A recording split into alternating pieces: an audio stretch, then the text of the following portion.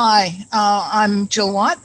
My honour to be able to speak with you today about nursing influence, particularly the ability for nurses to speak with people who can influence their circumstance. This might be anything from your charge nurse right through to the Prime Minister, but the tips are very, very similar. And I'm going to sort of start at the top and work my way through. What I want to say to you is, as with anything, know your stuff.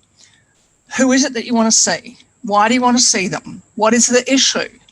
You have to, there's no point in just thinking it would be lovely to go and see my Member of Parliament and ring up and get an appointment, and you go along and you say, oh, I'm not happy with what's going on with nursing. You have to be specific.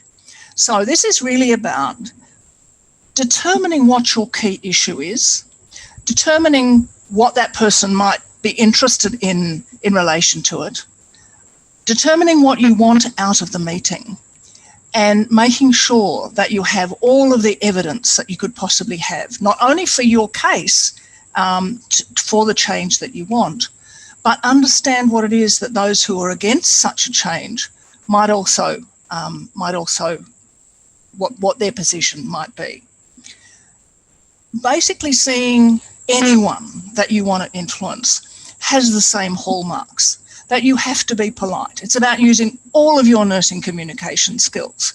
So making sure that you make the appointment appropriately, that you make it with, you make it very specifically about letting them understand what it is that you want to do, what you want the meeting for, who will be there, who you are, how to get in contact with you.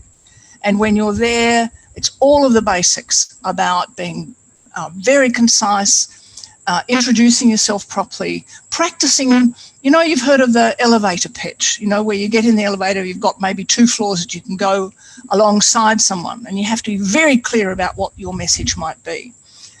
These days, the message might be about fit testing of masks for PPE. So being able to say what it is that you want, what the problem is, what the solution is, and what you want this person to do about it, really clearly, very succinctly, and only in a couple of sentences. These are the hallmarks, really, of influence. Of nurses, when we think about how many million there are in the world, why is it that our influence is not greater than it is?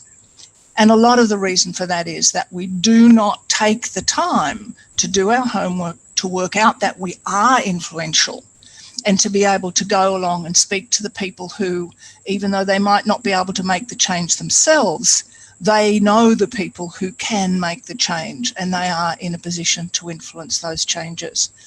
So when you finish the meeting, making sure you leave notes behind of the evidence that you have and the points that your 3 key points that you wanted out of the meeting.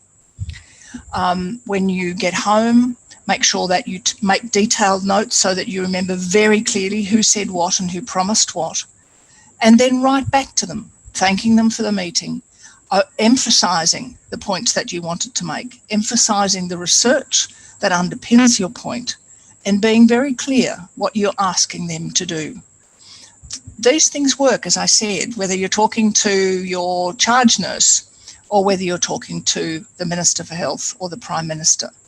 They're all basically skills of influence. If you're lacking in inspiration, to have a look at who are the nurses who are members of Parliament in your country.